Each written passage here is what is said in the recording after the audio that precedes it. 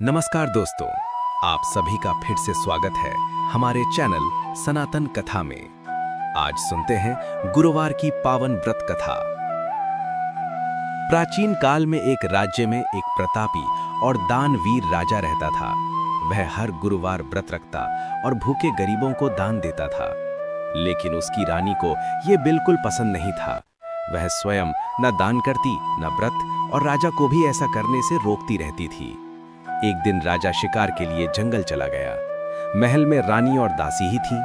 तभी बृहस्पति देव साधु का रूप धारण करके भिक्षा मांगने राजा के दरवाजे पर आए। जब साधु ने रानी से भिक्षा मांगी तो रानी ने क्रोध से कहा, साधु महाराज, मैं इस दान पुण्य से बहुत तंग आ गई हूँ।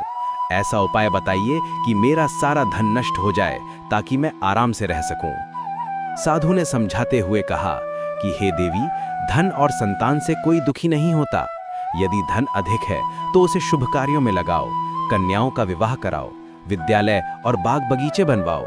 इससे तुम्हारे दोनों लोग सुधरेंगे। रानी ने उनकी बात को अनसुना कर दिया और बोली, मुझे ऐसे धन की आवश्यकता नहीं जिसे दान कर दूं या संभाल न सकूं। तब साधु रूपी बृहस्पति देव बोले, यदि तुम्हारी यही इच्छा है तो जैसा मैं कहूं वैसा करो। गुरुवार के दिन घर को गोबर से लीपना, अपने बालों को पीली मिट्टी से धोना, नौकरों को गुरुवार को हजामत बनवाने के लिए कहना, मांस मदिरा का भोजन कराना और कपड़े धोबी के यहाँ धुलवाना। 7 गुरुवार ऐसा करने से तुम्हारा धन नष्ट हो जाएगा। ये कहकर वे अंतर्धान हो गए। रानी ने साधु की बताई बातें करना शुरू कर दिया। मात्र 3 गुरुवार में ही राजा की सारी संपत्ति नष्ट हो गई। भोजन के लिए भी संकट आ गया।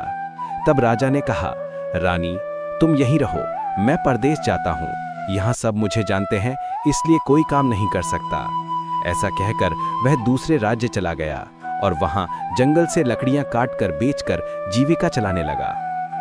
उधर महल में रानी और दासी 7 दिनों तक भूखे प्यासे रहीं। तब रानी ने दासी से कहा, मेरी बहन पास के नगर में रहती है, वह धनवान है, तू उसके पास जाकर कुछ ले आ। दासी रानी की बहन के घर पहुंची। उस दिन गुरुवार था और रानी की बहन बृहस्पति व्रत कथा सुन रही थी। दासी ने संदेश दिया, पर कथा के दौरान उठना बोलना मना होता है, इसलिए रानी की बहन कुछ नहीं बोली। दासी दुखी होकर महल लौटी और रानी को सारी बात बताई। ये सुनकर रानी ने अपने भाग्य को कोसा। वहीं कथा पूरी होने के बाद रानी की बहन को चिंता हुई कि मेरी बहन की दासी आई थी और मैं कुछ नहीं बोल सकी, वह अवश्य दुखी हुई होगी। वह तुरंत बहन के घर पहुंची और बोली, बहन, मैं व्रत कथा में थी, इसलिए उत्तर नहीं दे पाई। अब बताओ, दासी क्यों आई